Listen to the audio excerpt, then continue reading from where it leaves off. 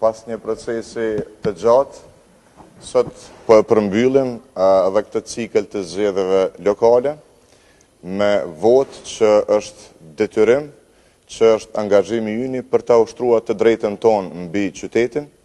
Uroj që deri në fund të ditës sot të shkojë gjithçka në rregull, të jetë një ditë e mbarë për demokracinë, për vendin tonë, për kryeqytetin tonë.